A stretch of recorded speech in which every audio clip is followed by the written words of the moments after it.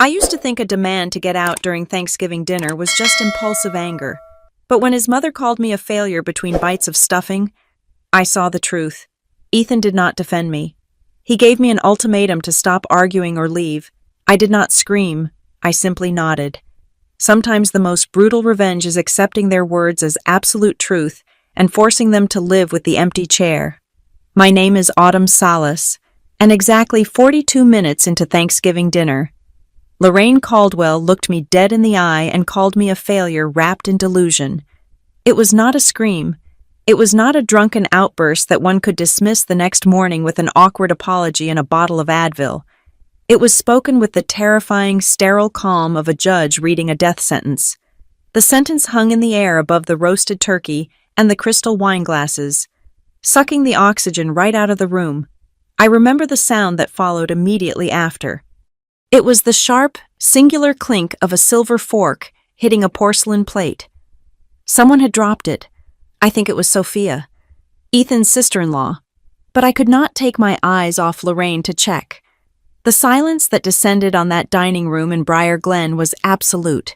It was heavy, physical, and suffocating. The low hum of the refrigerator in the kitchen, a sound I had not noticed all evening, suddenly roared in my ears like a jet engine. I sat there, my hand half raised to reach for the cranberry sauce, frozen in a tableau of domestic horror. My brain was trying to process the syntax of her sentence. A failure, wrapped in delusion. The words were so precise, so cruel, that they felt rehearsed. I felt the blood drain from my face, a cold, prickly sensation starting at my scalp and washing down to my fingertips. I turned my head slowly to look at Ethan. We had been together for 2.5 years. In my mind, he was my partner, my teammate. The person who was supposed to have my back when the world got sharp edges. I expected him to laugh. I expected him to say, "Mom, that is enough," or "You have had too much Chardonnay." I expected him to squeeze my hand under the table, that secret signal we used to share that meant, "We are in this together." But Ethan did not look at me. He was staring intently at his plate, pushing a pile of mashed potatoes around with his knife as if he were trying to reconstruct a topographical map. His jaw was set tight. He was not shocked. He was annoyed, and the annoyance was not directed at his mother for insulting the woman he planned to marry. It was directed at the situation. It was directed at me for being the target. "Excuse me," I said. My voice was steady, which surprised me. I sounded calm, but inside, my stomach had turned into a knot of cold lead. That was when Ethan finally looked up. There was no warmth in his brown eyes. There was no apology. There was only the cold, hard calculation of a man who realized his dinner was being ruined. "Autumn, stop," he said. His voice was low, a warning shot fired across the centerpiece. I blinked. "Stop? She just called me a—" I said stop. Ethan cut me off, his voice rising just enough to assert dominance, but not enough to be considered shouting. He gestured vaguely with his fork. A dismissal. "Do not argue with my mother. You know how she is. Just drop it. Do not make a scene." I looked at him, really looked at him.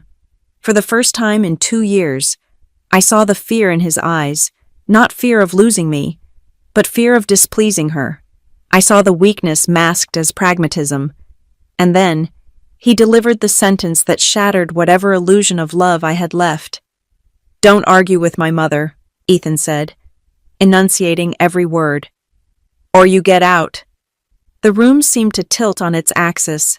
Across the table, Grant, Ethan's brother, looked down at his lap, visibly uncomfortable but silent. Sophia looked like she wanted to speak, her mouth slightly open, but Grant's hand was resting firmly on her forearm, anchoring her to silence. They were all complicit. This was the family dynamic. Lorraine fired the bullets, and everyone else laid down on the floor to avoid getting hit. Ethan was not just lying down, he was actively pulling me into the line of fire to save himself. "Get out." The command echoed in my head. He was evicting me. Not just from the house, but from the circle of protection a partner is supposed to provide. He was stripping me of my status as his equal and reducing me to a guest who had overstayed her welcome. I felt a strange sensation in my chest. It was not the heartbreak I would have expected. It was not the hot, tearing grief of a breakup. It was something colder. It was the feeling of glass shattering on a stone floor, sharp, irreversible, and dangerous. I did not scream. I did not cry. I did not throw my wine in his face, though the urge to watch the red liquid stain his pristine white collar was almost overwhelming. I realized in that split second that any display of emotion would only validate Lorraine's assessment of me. If I cried, I was unstable. If I yelled, I was aggressive. If I begged, I was pathetic. So, I did nothing. I picked up my linen napkin from my lap. I folded it. I folded it once, then twice, aligning the corners with agonizing precision. I placed it on the table next to my untouched plate. I looked at Lorraine. She was watching me over the rim of her wineglass, her eyes glittering with triumph. She thought she had won. She thought she had put the little failure in her place. Then I turned my gaze to Ethan. He was still glaring at me, waiting for me to submit, to apologize, to shrink back into the chair and eat my turkey in shameful silence. "Is that your final decision?" I asked. My voice was soft. It was conversational. It was the tone one uses to ask if the mail has arrived. Ethan rolled his eyes, a gesture of supreme teenage petulance on a 34-year-old man. "God, Autumn, go cool off. Seriously, get out if you can't be civil. I am not dealing with this tonight." "Okay," I said. I pushed my chair back. The wooden legs scraped against the hardwood floor, a harsh sound that made Grant flinch. I stood up. I smoothed the front of my dress. I did not look at Lorraine again. She did not deserve my attention. I looked only at Ethan. "Enjoy your dinner," I said. I turned and walked out of the dining room. My heels clicked on the floorboards. A rhythmic countdown. I walked down the hallway to the foyer. I took my coat from the rack. I put it on, buttoning it all the way to the top. I picked up my purse. I could feel the silence from the dining room radiating down the hall. They were waiting. They were waiting for the slam of the door. The sign of the tantrums they expected from someone of my status. I opened the front door. The cold November air of Briar Glen hit my face, sharp and cleansing. I stepped out onto the porch. I closed the door behind me. I did not slam it. I closed it with a soft, definitive click. As I walked to my car, parked alone in the driveway, I realized my hands were not shaking. I felt light. I felt untethered. Ethan thought he had sent a misbehaving child to a timeout. He thought I would drive around the block, cry in a parking lot, and come back begging for forgiveness. He thought the threat of "get out" was a leash he could yank whenever I strayed too far from his mother's approval. He was wrong. I sat in the driver's seat of my sedan, reliable, paid off, mine, and turned the key. The engine purred to life as I backed out of the driveway, leaving the warm glow of the house behind. I knew one thing with absolute certainty. He had told me to get out. I was going to follow his instructions to the letter, but he had no idea that by the time I was finished following his orders, there would be no home, no relationship, and no reputation left for him to return to. They wanted to treat me like a disposable project. Fine.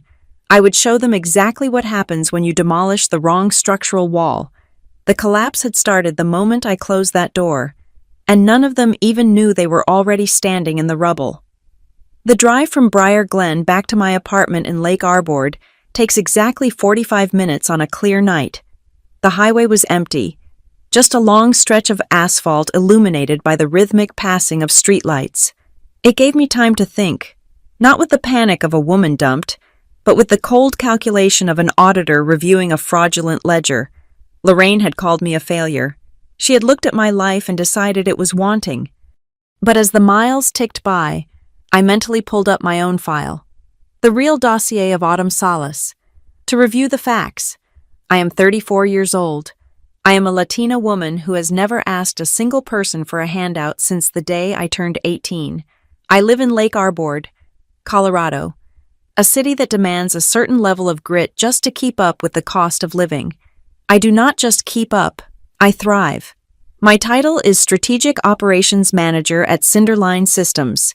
It is not a job that sounds flashy at a cocktail party, and it certainly does not come with a doctorate title that one can bludgeon people with at dinner tables. However, it is a role that requires managing complex logistics, overseeing a team of 20 people, and ensuring that multi-million-dollar supply chains do not collapse under pressure. I am good at it. In fact, I am excellent at it. My financial health is not a matter of speculation. It is a spreadsheet I update every Friday. I earn $112,000 a year. It is not private jet money, but it is enough to max out my 401k every single year. It is enough to maintain an emergency fund that could sustain me for 6 months if I lost my job tomorrow. I drive a 2014 Honda Accord. It has 120,000 miles on it, a small dent on the rear bumper from a parking lot incident 3 years ago, and perfectly maintained brakes. It is paid off. It gets me from point A to point B without fail. To a woman like Lorraine, an old car is a sign of poverty. To me, it is a badge of financial literacy. I do not pay interest to banks for the privilege of looking rich. Then there is my home. I rent a 2-bedroom apartment in a quiet, leafy complex on the north side of Lake Arbord. This detail is crucial. The lease is in my name, just my name. When I moved in 3 years ago, I qualified for it alone based on my income and my credit score, which sits comfortably at 805. Every piece of furniture in that apartment tells a story of my independence. The oversized gray sectional sofa in the living room was the first big purchase I made after my promotion at Cinderline. The heavy oak dining table where Ethan and I ate our weeknight meals was a restoration project I did myself over a summer. The art on the walls, mostly prints from local Colorado artists, was bought with money I saved specifically for decor. When I look around my living space, I see myself. And then, there was Ethan. Ethan Caldwell entered this carefully curated life 2.5 years ago. He was 34, just like me. He was handsome in that non-threatening, catalog model way, dark hair, easy smile, hands that always looked manicured. He worked in marketing, a field that suited his natural charm. When we met, I thought I had found the missing variable in my equation. He was ambitious but seemed grounded. He opened doors for me. He remembered how I took my coffee. He listened when I talked about work stress and offered advice that actually made sense. We moved in together 6 months ago. It seemed like the logical next step. He gave up his overpriced bachelor pad downtown and moved into my place in Lake Arbord. He brought his clothes, his high-end gaming computer, and a few boxes of books. He did not sign the lease. We agreed he would just Venmo me his half of the rent and utilities on the first of the month. At the time, it felt casual and easy. Now, staring at the white lines on the highway, I realized it was the single greatest strategic advantage I possessed. Our relationship had been good. We were the couple friends envied. We went hiking in the Rockies on weekends. We hosted game nights. We talked about a future that included a house with a yard and maybe a dog. There was no screaming, no cheating, no massive incompatibilities. Except for her. Lorraine Caldwell was the ghost that haunted the edges of our relationship long before she materialized in the flesh. For the first year, I only knew her through Ethan's descriptions. He painted a picture of a woman who was formidable, academic, and fiercely protective. "My mother is a force of nature," he would say with a laugh that sounded a little too nervous. "She has her doctorate in comparative literature, and she thinks the world should run on proper grammar and high standards." He told me stories about his childhood that were meant to be funny but sounded terrifying to me. Stories about her rewriting his elementary school essays because they lacked intellectual rigor. Stories about her vetting his high school prom dates based on their parents' professions. Ethan framed this as tough love. He claimed she just wanted the best for her sons. "She is just particular," he had told me when we first discussed meeting her. "She has high expectations, but once she sees how smart and capable you are, she will love you." I should have seen the red flag then. It was waving frantically in my face. A 34-year-old man should not be worried about whether his mommy thinks his partner is capable enough. He should be worried about whether his partner likes his mother, but I was in love. I was wearing the rose-colored glasses that filter out the ultraviolet rays of toxic family dynamics. I told myself that I was strong enough to handle a difficult mother-in-law. I dealt with difficult stakeholders at Cinderline Systems every day. How bad could one retired academic be? I underestimated the difference between a difficult stakeholder and a woman who views her son as an extension of her own ego. Ethan's behavior around her should have been the second warning. When her name appeared on his phone, his posture changed. He stood up straighter, his voice pitched up half an octave. He became apologetic before she even accused him of anything. He was not a grown man talking to a parent. He was a subordinate reporting to a capricious CEO. I pulled my car into the parking lot of my apartment complex. The engine ticked as it cooled down in the chilly night air. I looked up at the window of my apartment. It was dark. Ethan was still back in Briar Glen, presumably trying to salvage the wreckage of the dinner, or perhaps listening to Lorraine explain why my departure was proof of my instability. I sat there for a moment, gripping the steering wheel. I was Autumn Salas. I was solvent, employed, and housed. I was not a project. I was not a fixer-upper. And I certainly was not a failure. Lorraine had looked at my Honda and my job title and assumed I was desperate for entry into her world. She thought I needed her approval to validate my existence. She was about to learn that I did not need her approval. I did not even need her son. What I needed was to excise the rot before it spread any further into the life I had built with my own 2 hands. I opened the car door and stepped out onto the pavement. The air was crisp, and for the first time in hours, I could breathe. I was home, and it was my home, not theirs. 2 days before Thanksgiving, the red flags started arriving, but they did not look like warnings. They looked like helpful advice wrapped in the guise of partnership. We were in our kitchen, packing the car with the contribution we had promised for the dinner, a homemade cranberry sauce I had spent 3 hours perfecting, and a pumpkin pie from the best bakery in Lake Arbor. Ethan stopped midway through zipping up his duffel bag and looked at me with a seriousness that made my stomach tighten. He sat me down on the edge of the sofa and took my hands. It felt like a pre-game huddle, the kind a coach gives a team before sending them out against a clearly superior opponent. He told me that his mother had high standards. He used those exact words. He said she was protective of the family legacy and that she often tested new people to see if they had the fortitude to belong. He tried to frame it as a quirky personality trait, something eccentric but ultimately harmless, like an aunt who collects porcelain dolls. But then he gave me the instructions. He told me that no matter what she said, I should just smile. He told me not to debate her. He said that if she made a comment about my hair, or my clothes, or my background, I should pretend I did not hear the malice in it. He said that if I just let her talk, she would eventually get bored and move on to someone else. He called it the path of least resistance. He squeezed my hands and told me that he just wanted us to get through the day smoothly so we could focus on our future.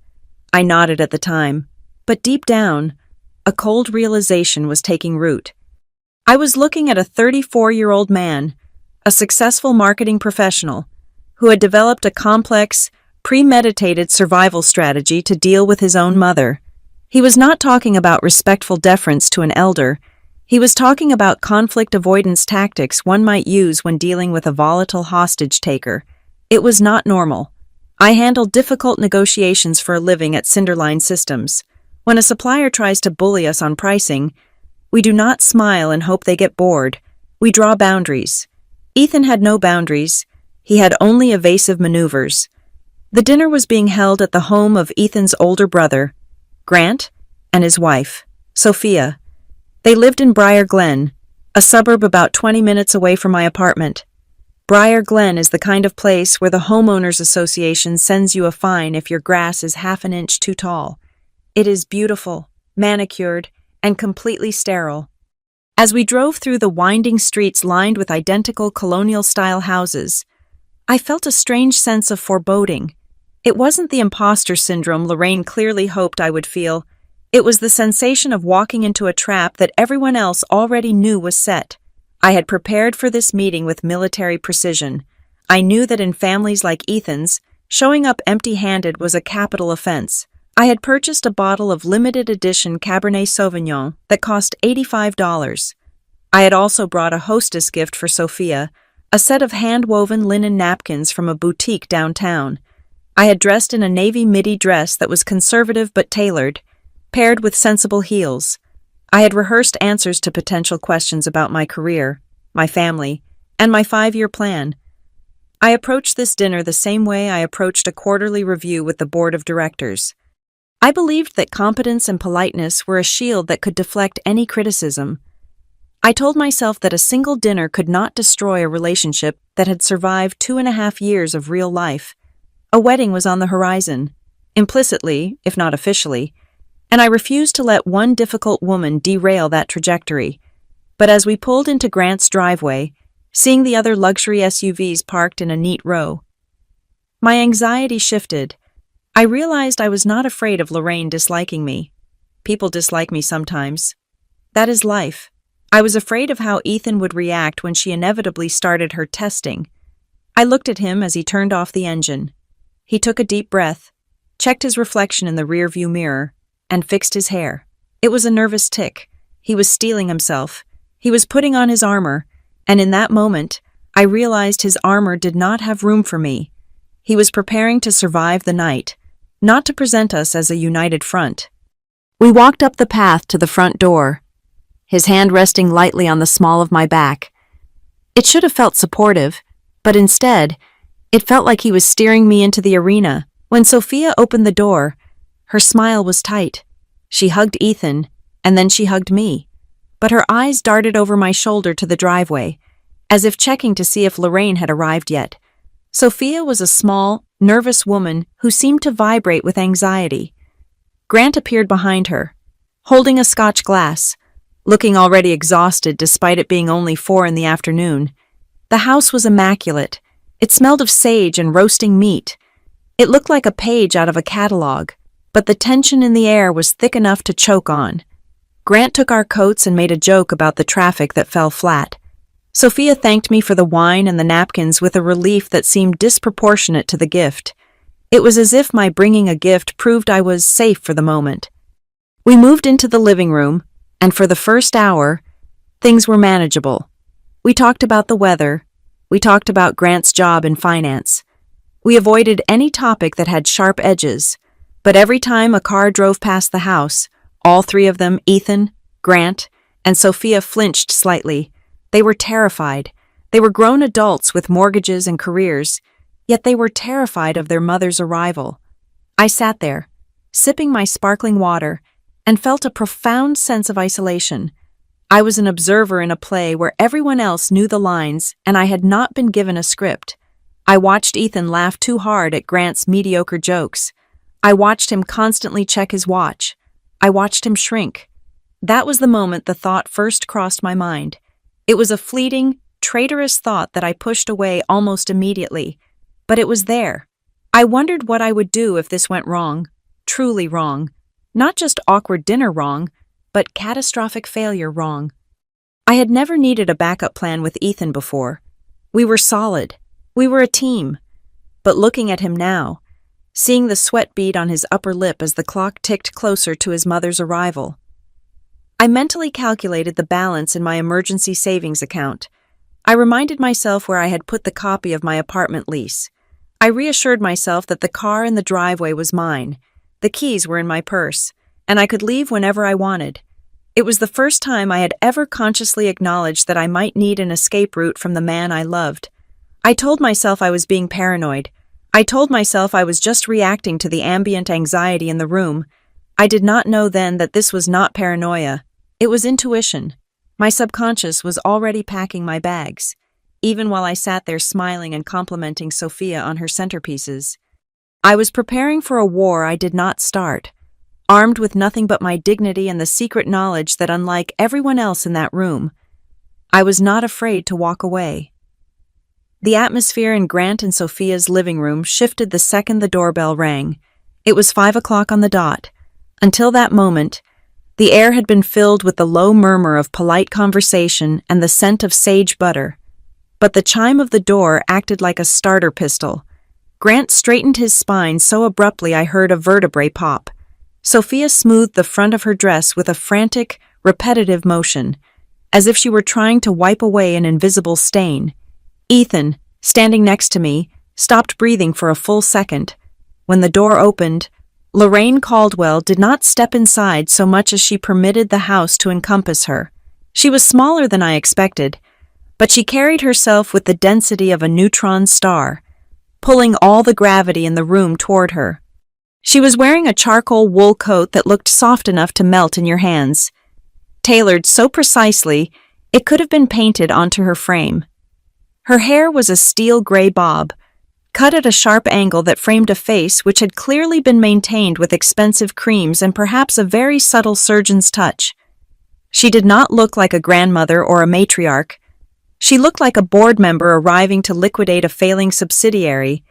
Grant stepped forward to hug her, but she held up a gloved hand, stopping him mid-stride. "Let me take my coat off first." "Grant," she said. Her voice was melodious but cool, like a flute played in an empty cathedral. "I do not want the smell of the drive clinging to me." She handed him the coat without looking at him, treating her eldest son like a well-trained coat check attendant. Then she turned her gaze to the rest of us. "Mother," Ethan said, stepping forward with that forced smile I was beginning to despise. "You look great." "Dr. Caldwell," she corrected him effortlessly, as if he were a forgetful student. "We are in mixed company. Ethan, let us maintain standards." The distinction was drawn instantly, by insisting on her title before she had even reached the living room rug. She had elevated herself above everyone else in the room. We were civilians. She was the expert. She walked past Ethan and approached Sophia, who looked like she might vibrate out of existence. Lorraine scanned the room. Her eyes lingered on the centerpiece, then the curtains, and finally settled on Sophia. "The house is acceptable. Sophia, the walkway was swept. That is an improvement from last year." It was a compliment, technically, but it was delivered with the energy of a performance review. It established a baseline. Grant and Sophia had met the minimum requirements for her presence. They were safe, for now. Then, she turned to me. "I have sat across from auditors who were looking for embezzlement. I have negotiated with vendors who wanted to bankrupt my department. I have never felt as scrutinized as I did in that silence." Lorraine did not look at my face. She stared at my shoes. She worked her way up to the hem of my navy dress, paused at my waist, noted the lack of jewelry on my hands, and finally met my eyes. It was an appraisal. She was not looking at her son's girlfriend. She was inspecting a potential asset for the family portfolio, and her expression suggested she had found a scratch in the finish. "And this must be the friend," she said. "This is Autumn," Ethan said. He put a hand on my arm, but his grip was clammy. "My girlfriend. I told you about her." "Autumn," she repeated, testing the word as if it might be sour. "A seasonal name. How quaint." "It is nice to meet you." "Dr. Caldwell," I said, extending my hand. I kept my grip firm, my chin up. I refused to be cowed by a woman in a cashmere sweater. She took my hand for exactly 2 seconds. Her skin was dry and cool. Indeed, she released me and walked toward the dining room without another word, assuming we would all follow in her wake. And we did. We filed in like ducklings, taking our assigned seats. Lorraine took the head of the table. Naturally, Grant sat to her right, Sophia to her left. Ethan and I were placed at the far end, the designated children's section of the hierarchy. As the wine was poured, Grant handling the bottle with trembling hands, Lorraine began to conduct the conversation. She asked Grant about his portfolio yields. She asked Sophia about the local school board, correcting Sophia's grammar twice in the span of 3 minutes. Then, she decided it was time to address the stranger at her table. She set her wineglass down. The crystal made a sharp sound against the wood. "Ethan tells me you work in industry," she said. She made the word industry sound like sewage management. "I work at Cinderline Systems," I said clearly. "I am the Strategic Operations Manager." I was proud of my title. I had worked 80-hour weeks to earn it. I managed a budget that would make Grant's eyes water. I solved problems that kept global supply chains moving. Lorraine tilted her head, looking at me with a faux puzzled expression. Operations, she mused. That involves boxes, logistics. It sounds small. The room went silent. It was a masterclass in diminution. She had taken a complex, high-level corporate role and reduced it to moving cardboard boxes in a warehouse. She had stripped away the strategy, the management, and the intellect, leaving only a caricature of manual labor. I waited for Ethan to speak. I waited for him to say, "Actually, Mom." She manages a team of 20 and reports directly to the VP. I waited for him to say, "She is brilliant at what she does." Instead, Ethan laughed. It was a nervous, breathy chuckle. "Well, it is not exactly brain surgery, Mom, but it keeps her busy." The betrayal hit me harder than the insult. Lorraine's comment was expected. She was a snob. But Ethan's laugh was a knife in the back. He was agreeing with her. He was signaling to his mother that he, too, found my career quaint and insignificant. He was throwing my professional identity onto the fire just to keep her warm. I looked at him, but he was busy cutting his turkey, refusing to meet my gaze. He was terrified of contradicting her. He would rather diminish me than correct her. "I manage strategy for the entire Western region," I said. My voice was calm, but there was steel underneath it. "It is actually quite a large operation. We handle infrastructure for 3 states. Lorraine waved a hand dismissively. "I'm sure it feels large to you, dear. Perspective is everything." She turned back to Grant. "Now tell me, have you considered that country club membership I mentioned? The one with the legacy admissions?" I picked up my wine glass. The red liquid swirled against the sides. I realized then that this was not a Thanksgiving dinner. This was an interview. It was a tribunal where the judge had already written the verdict before the defendant had even entered the room, and my defense attorney, the man sitting next to me, had just joined the prosecution. The warning bells in my head were no longer ringing. They were screaming. This was not just a difficult mother. This was a system designed to crush anything that did not fit their specific mold of prestige. And Ethan, my partner of 2 years, was not a victim of this system. He was a willing participant. I took a sip of wine. It tasted bitter, or perhaps that was just the taste of the realizations settling on my tongue. I was alone at this table. The second course was roasted Brussels sprouts with bacon, but I barely tasted them.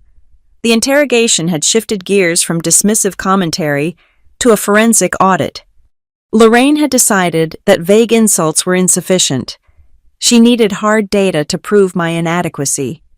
"Cinderline systems," she said, cutting a sprout into quarters with surgical precision. "I have to admit, I have never heard of it. Is it a local startup? One of those places with beanbag chairs and no profit margin?" "It is a Fortune 500 company, Dr. Caldwell," I replied, keeping my voice level. "We have been in business for 40 years. We provide logistics software for the aerospace industry." "Aerospace," she repeated, dragging the word out.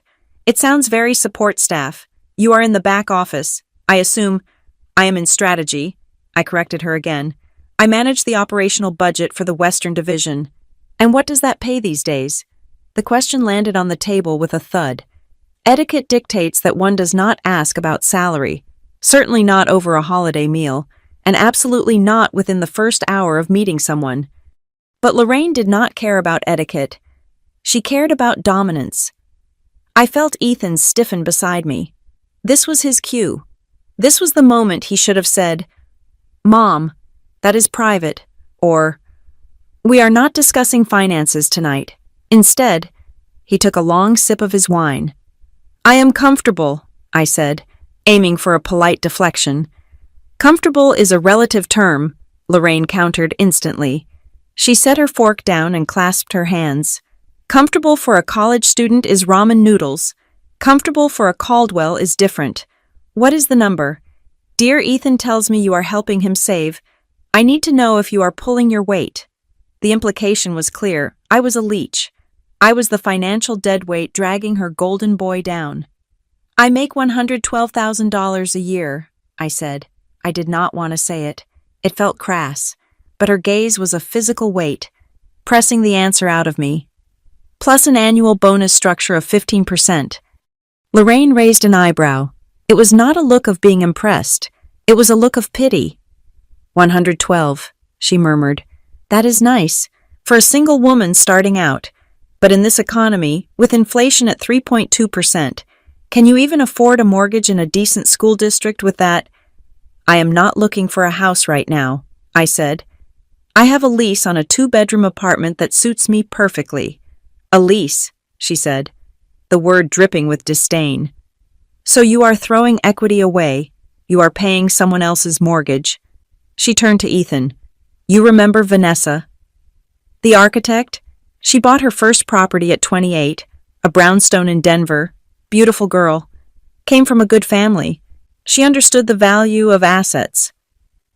The ghost of the ideal daughter-in-law had entered the chat.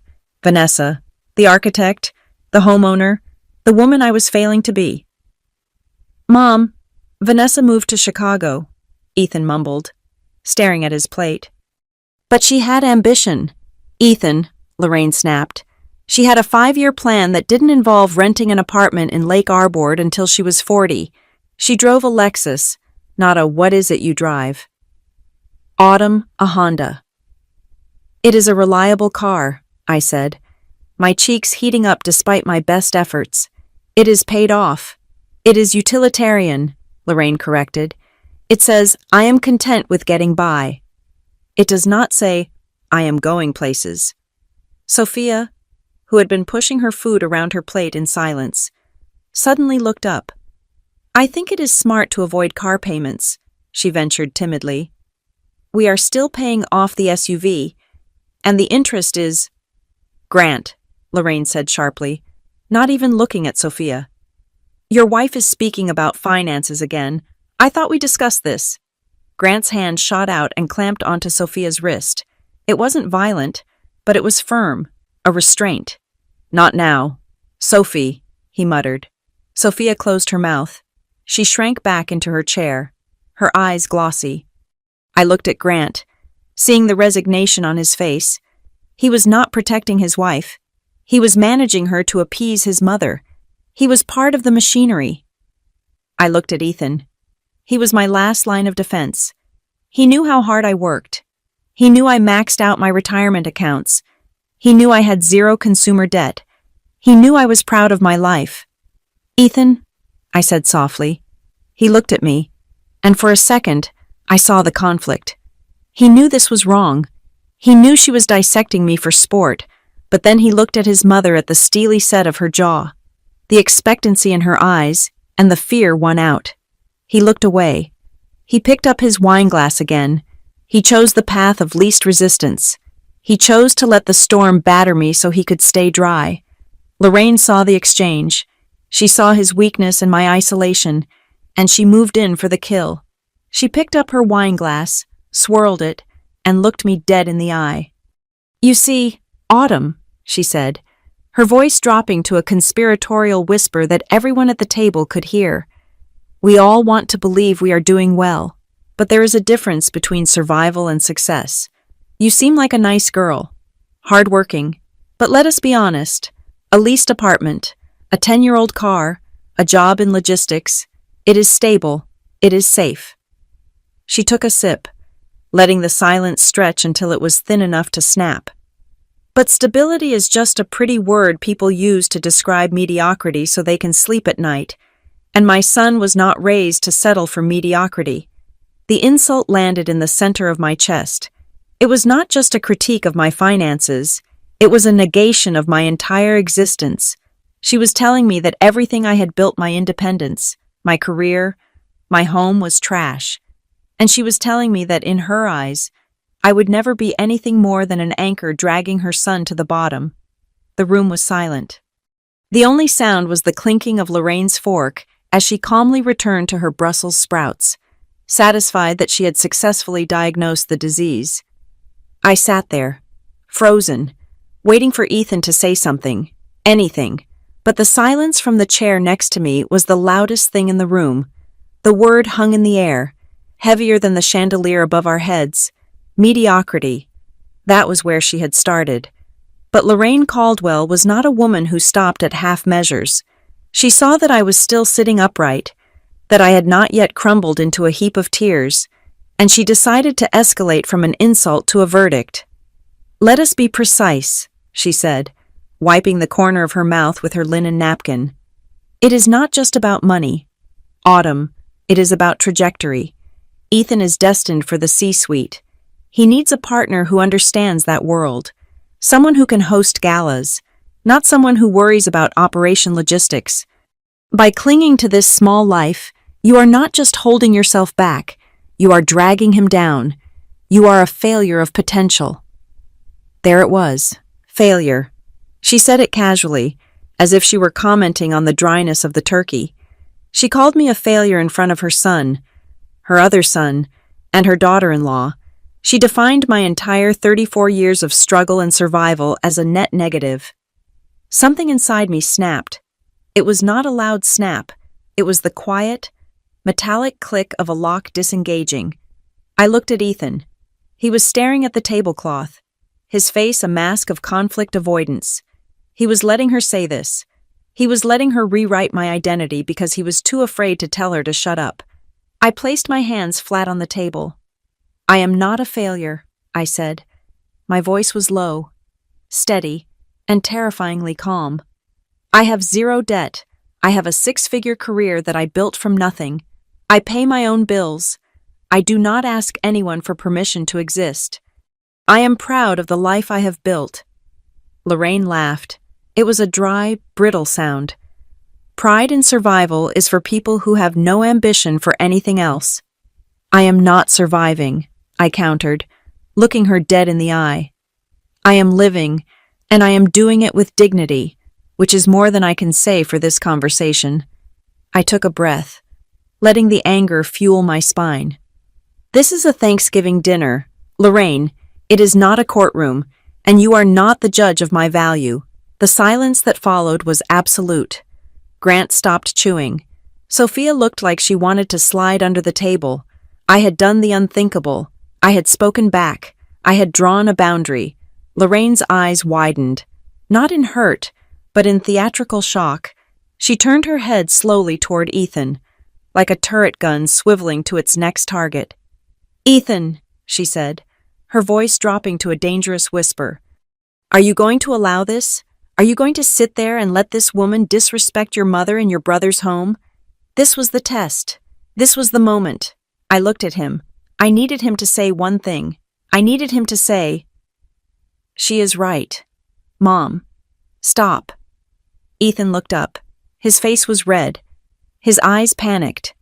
He looked from his mother, who looked like an empress demanding an execution, to me, the woman he had claimed to love for 2.5 years. He did the calculus.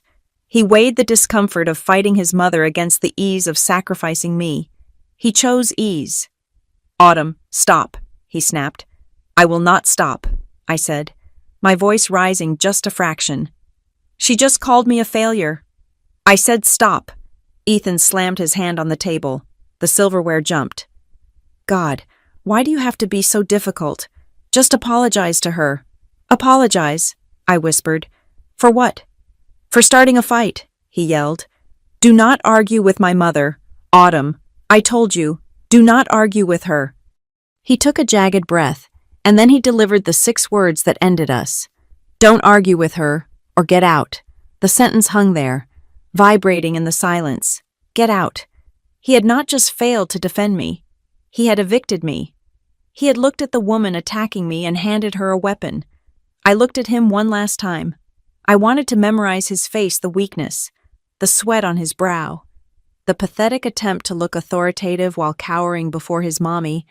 I did not feel sad. I felt a sudden, icy clarity. "Okay," I said. I did not argue. I did not scream. I did not ask him how he could do this. I simply nodded. I stood up. My chair scraped against the floor, the sound harsh and final. I picked up my purse from the floor. I walked past Grant, who was staring at his plate in shame. I walked past Sophia, who had tears in her eyes but said nothing. I walked past Lorraine, who was smiling into her wine glass. I walked out of the dining room, down the hallway, and out the front door. The cold air hit me like a slap, waking me up from a 2-year coma. I got into my car. My hands were steady as I started the engine. I backed out of the driveway, leaving the warm glow of the house behind.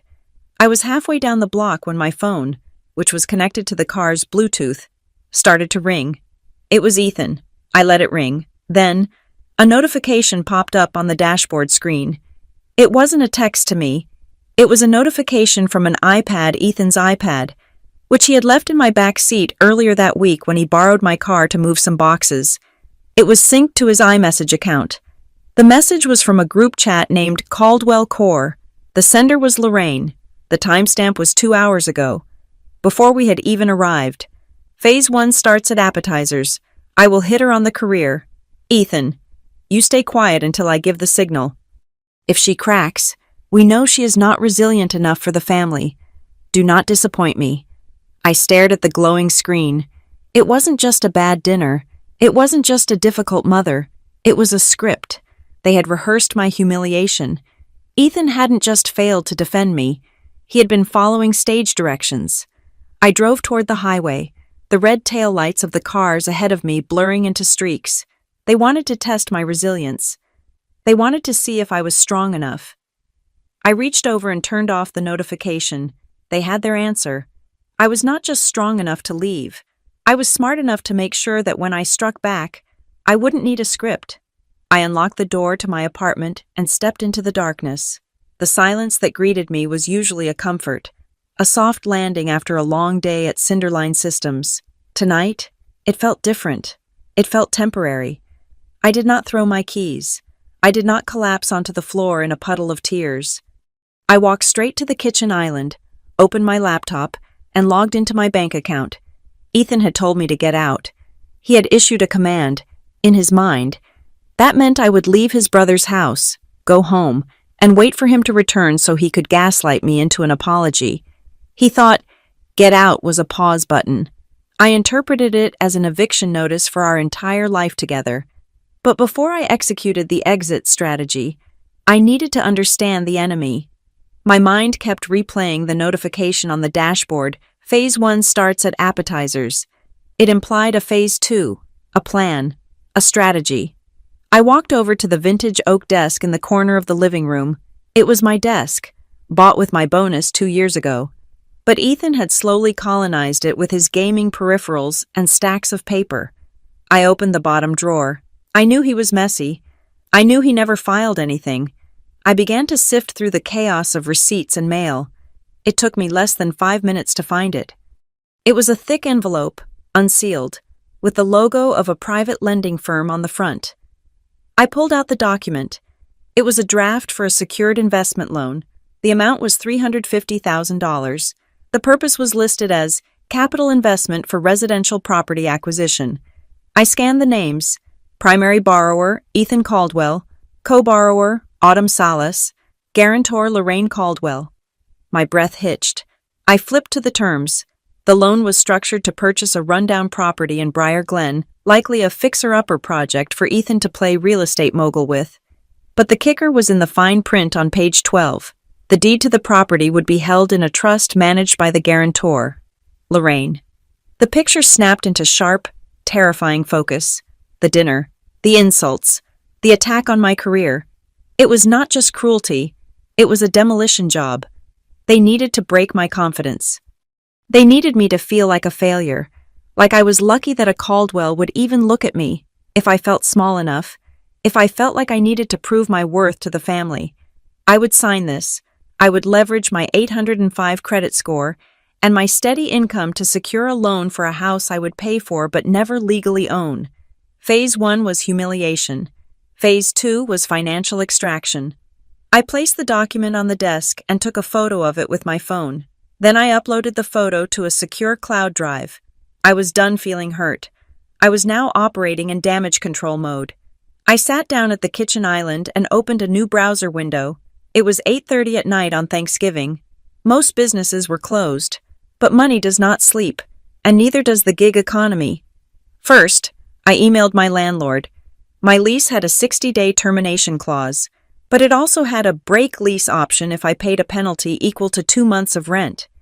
I transferred $4,200 to the management company's portal immediately. I typed out a formal notice I am vacating the premises effective immediately. The penalty has been paid. The keys will be left on the counter. I was burning $4,000 to buy my freedom. It was the best investment I had ever made. Next, I opened a tab for a local moving app that specialized in emergency and after-hours jobs. I found a crew rated 4.8 stars who advertised 24/7 rapid response. I booked them for 10 o'clock that night. I paid the double-time holiday surcharge without blinking. Then, I rented a 10 by 10 climate-controlled storage unit online at a facility 3 miles away. I received the gate code via text message 2 minutes later. With the logistics secured, I began the physical separation of assets. I did not act like a scorned lover. I acted like a crime scene cleaner. I moved methodically from room to room. I packed only what I had receipts for, only what was indisputably mine. My clothes, my books, the artwork, the expensive coffee maker. When I got to the living room, I faced the sectional sofa. It was mine. The TV was mine. The rug was mine. I started dismantling the room. I left Ethan's things exactly where they were. His gaming monitor sat on the bare floor where the desk had been. His pile of dirty laundry remained in the corner of the bedroom. His toothbrush sat in a solitary cup on the bathroom sink. I did not break anything. I did not pour bleach on his clothes. I did not cut cords. I wanted to leave zero room for him to claim I was hysterical or destructive.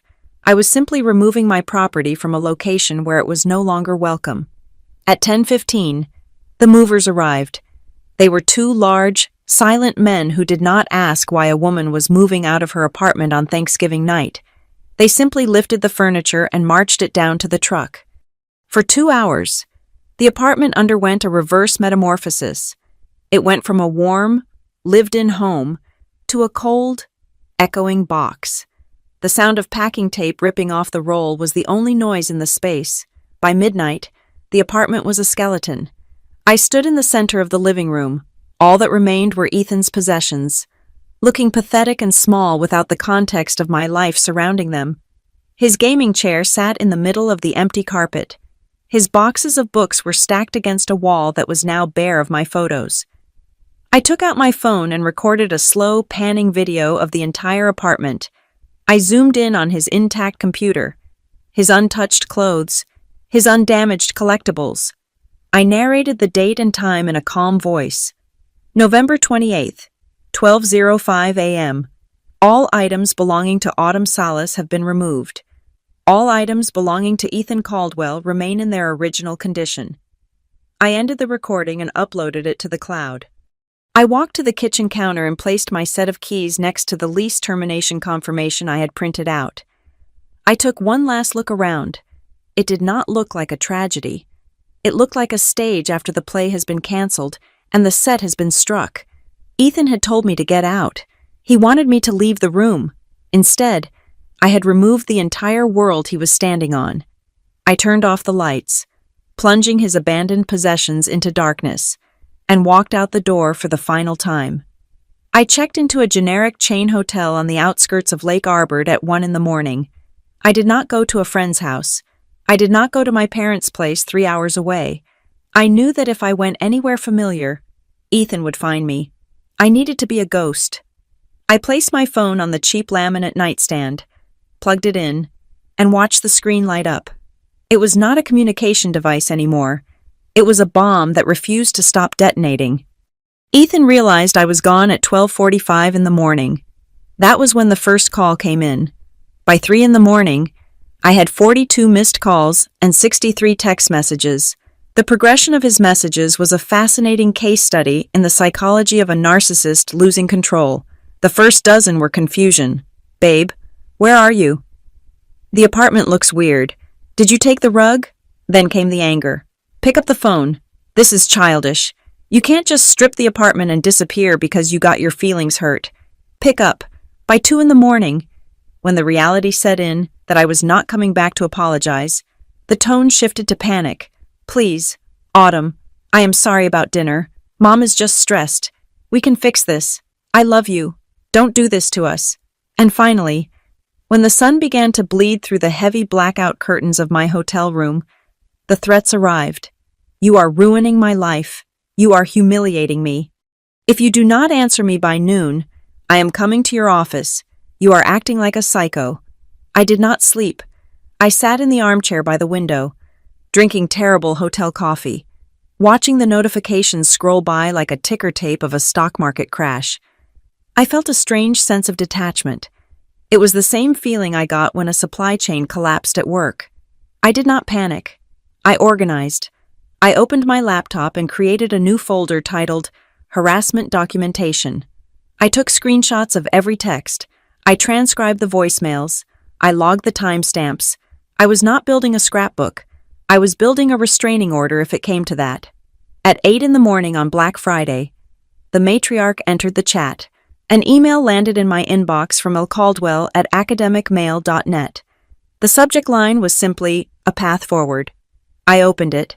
The text was formatted with impeccable grammar, justified margins, and the condescending tone of a dean placing a student on academic probation. Dear Autumn, Ethan tells me there was an unfortunate scene at the apartment last night. While I found your behavior at dinner to be lacking in resilience, I am willing to attribute your flight response to immaturity rather than malice. Families have disagreements. High-functioning families resolve them. If you return the furniture and offer a sincere apology to the family for walking out on Thanksgiving, I am willing to overlook this episode. We can start over. However, if you persist in this histrionic behavior, you will prove my assessment of your character to be correct. Dr. Caldwell. I read it twice. It was masterful manipulation. She was offering me a chance to come back and be abused further, framed as a benevolent gift. She wanted me to apologize for being insulted. She wanted me to return the furniture so her son would not have to sit on the floor. And beneath it all, I sensed a tremor of fear. She needed me to sign that loan. She needed my credit score. Without me, their plan to buy the investment property crumbled. I moved the email to the evidence folder. By noon, the flying monkeys had been deployed. Grant sent a text that was clearly dictated by his mother but typed by his own thumbs. Hey Autumn, look, things got heated. Mom is really upset. Just come to brunch on Sunday and smooth things over. Don't overreact. Then came the messages from our mutual friends. A notification popped up from a group chat I had been part of for 2 years. So we heard you stormed out of Thanksgiving. Ethan is a wreck. He says you freaked out because his mom asked about your job. That seems a little sensitive, doesn't it? Ethan was controlling the narrative. He was spinning a story where I was the unstable, fragile girlfriend who couldn't handle a little traditional family questioning and had manic cleaned the apartment in a fit of rage. He was painting me as the villain to inoculate himself against the truth. I did not reply to the group chat. I simply left the group. I selected Ethan's contact info. I had one message to send. It had to be absolute. It had to be a wall, not a door. I typed, "You told me to get out." I did. Now respect that decision. Do not contact me again, or I will involve legal counsel. I hit send. Then I blocked his number. I blocked Grant. I blocked Lorraine's email address. The silence that followed was heavy, but it was mine. I sat there in the hotel room, the adrenaline slowly fading into a cold, hard focus. I thought about Lorraine's email. I thought about the way she wielded her title like a cudgel. Dr. Caldwell. She used it to silence people. She used it to establish instant superiority. She had mocked my career in operations, claiming it was small compared to her academic heights. I pulled up a search engine. I have hired people for high-level positions at Cinderline. I know how to background check a candidate. If someone claims to be a doctor of comparative literature, there is a paper trail. There are dissertations. There are published articles. There are university directories. I typed Lorraine Caldwell, PhD, into the search bar. The results were sparse. A few mentions in local community newsletters. A listing for a book club she organized in Briar Glen. A donor list for a local charity. I narrowed the search. I tried Lorraine Caldwell dissertation. Nothing. I tried her maiden name, which I remembered seeing on an old wedding invite Ethan had kept Lorraine Miller. I searched Lorraine Miller Caldwell thesis. I went to the ProQuest dissertation database, which indexes nearly every doctoral thesis published in North America in the last 80 years. I paid the $30 access fee. I ran every variation of her name. 0 results.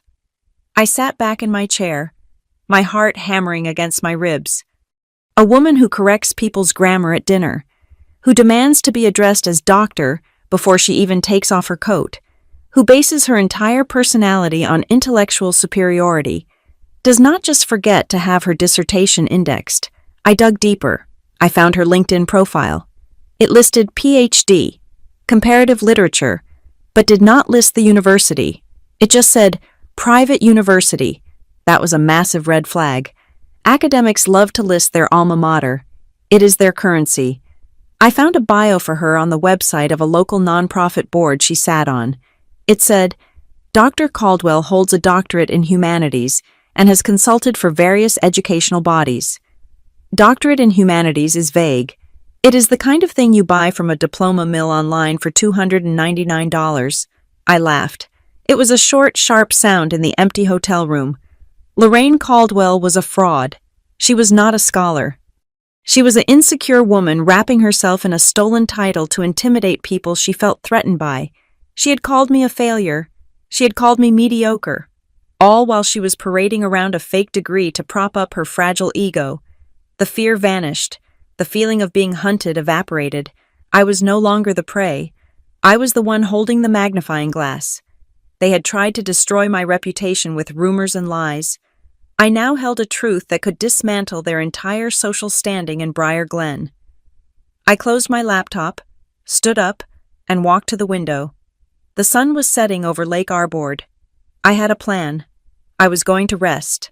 I was going to find a new apartment. And then, I was going to introduce the real Dr. Caldwell to the world. The following morning, I sat in a coffee shop 3 towns over, treating the dismantling of Lorraine Caldwell's reputation like a forensic accounting project. I had already established that her doctorate was non-existent in the academic record. That was embarrassing, but it was not necessarily illegal. Vanity is a sin, but fraud is a crime. I needed to know if she had crossed that line. I spent 4 hours combing through the public meeting minutes and vendor contracts of the local organizations Lorraine was involved with. It did not take long. I found a PDF hosted on the server of the Briar Glen Community Foundation. It was a consulting agreement from 2 years ago for an educational outreach strategy. The fee was $5,000. The signature at the bottom was flamboyant and looped. Reading Dr. Lorraine Caldwell, PhD, I downloaded the document. I also downloaded the Foundation's bylaws, which explicitly stated that consultants must possess the credentials they claim in their proposals. By signing that contract as a doctor to inflate her consulting fee or authority, she had not just lied to her dinner guests, she had defrauded a non-profit organization. While I was compiling this dossier, my phone continued to vibrate with the fallout from Ethan's smear campaign. A mutual friend sent me a screenshot of a post Ethan had made on his private social media. Restricted to close friends but porous enough to leak. He claimed I was having a mental health crisis and that I had abandoned him after a minor family disagreement. He was playing the victim perfectly, setting the stage to explain why he couldn't buy that investment property anymore, blaming it on my instability rather than his inability to secure financing without my credit score. I realized that silence was no longer a strategy, it was a liability. I needed to clear the record, not for him, but for myself. I drafted an email. I did not write it in anger. I wrote it with the cool detachment of a lawyer filing a motion. I addressed it to the Caldwell family and friends, a distribution list I had been added to months ago for reunion planning. It included Grant, Sophia, Ethan, Lorraine, and about 15 aunts, uncles, and cousins who had likely heard the rumors.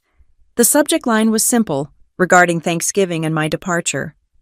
I wrote, "Dear all, I have been made aware of the narrative circulating regarding my sudden departure from dinner on Thursday. To prevent further concern about my mental health, I would like to clarify the events. I did not leave because I was emotional. I did not leave because of a disagreement.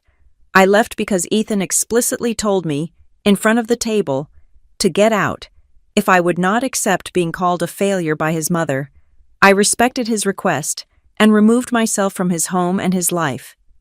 Attached are the timestamps of the messages confirming this ultimatum, as well as a draft of a loan agreement Ethan attempted to have me co-sign without my full consent, which clarifies the financial pressure I was under. I attached the screenshot of the text where he said, "You are ruining my life," and the photo of the loan document listing Lorraine as the guarantor. I hit send. The reaction was not immediate, but when it came, it was seismic. The first crack in the Caldwell facade came from an unexpected place. Sophia called me. I debated not answering, but I picked up. Her voice was shaking. She did not call to yell. She called to whisper. "You really did it," she said. "You actually left." "I had to, Sophia," I said. "She called me a breeder when I was pregnant with our second," Sophia confessed, her voice cracking. "She told Grant I was losing my intellectual edge. I sat there and took it because Grant told me to keep the peace. I thought I had to. Seeing you walk out, it made me realize I have been a coward for 6 years." Sophia told me she had seen the email. She told me she had shown it to Grant. She told me that for the first time in their marriage, Grant did not make an excuse for his mother. He had looked at the loan document, looked at the insults, and simply gone into his study and closed the door. He was not defending me, but he was no longer acting as Lorraine's human shield. The narrative in Briar Glen began to pivot. The screenshot of the loan document was the catalyst. It is one thing to be a controlling mother. It is another to be a mother trying to leverage a girlfriend's credit score to build a family real estate portfolio. People began to ask questions. Why was Lorraine so involved in her 34-year-old son's finances? Why did she need a cosigner? Was the Caldwell money as endless as she pretended? Or was the house of cards held together by debt and delusion? I let those questions simmer for 24 hours. Then, I played my final card. I did not post the evidence of her fake degree on social media. That would have looked like petty revenge. Instead, I sent a private, formal letter to the board of directors of the Briar Glen Community Foundation. I wrote, "I am writing to bring a potential credentialing discrepancy to your attention regarding a past consultant, Lorraine Caldwell. Public records indicate she was compensated as a PhD-level expert. However, a search of all major academic databases yields no record of this doctoral degree. As a concerned citizen and advocate for transparency in nonprofit spending, I suggest you verify her credentials for your own compliance records. I did not accuse, I merely inquired. I let the bureaucracy do the work for me." 3 days later, the aftershocks reached me. Sophia texted me again. She said the atmosphere at the Caldwell house was apocalyptic. A registered letter had arrived for Lorraine from the foundation, requesting clarification and documentation of her academic credentials for an internal audit. Lorraine had built a fortress out of snobbery and elitism. She had used her title to make other people feel small. She had tried to crush me because I was an operations manager who dealt in logistics. She failed to realize that logistics is the art of details, and she had left a very large, very fraudulent detail unattended.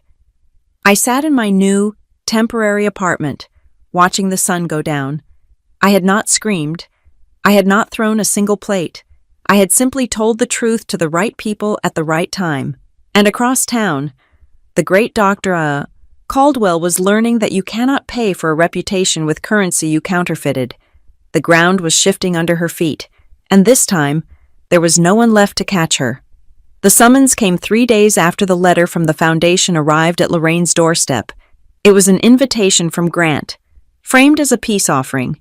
He asked me to meet them at a neutral location, a private room at a bistro in downtown Lake Arbor, to clear the air and find a path forward. He emphasized that several aunts and uncles would be there, implying that this was a safe space mediated by the extended family. I knew exactly what it was. It was an ambush. It was a classic pressure tactic designed to use social shaming to force me back into line. Ethan believed that if I were surrounded by his family, I would be too polite to stand my ground. He thought the weight of the Caldwell name would crush my resolve. I accepted the invitation.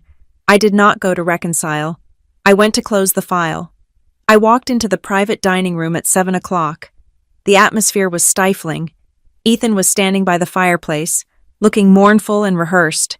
Lorraine was seated in a high-backed velvet chair, dabbing at dry eyes with a lace handkerchief. Around them sat Grant, Sophia, and three of Ethan's aunts who looked at me with a mixture of curiosity and judgment. "Autumn," Ethan said, stepping forward with his arms open, as if he expected me to run into them. "I am so glad you came. We just want to fix this." I did not hug him. I pulled out a chair at the opposite end of the table and sat down.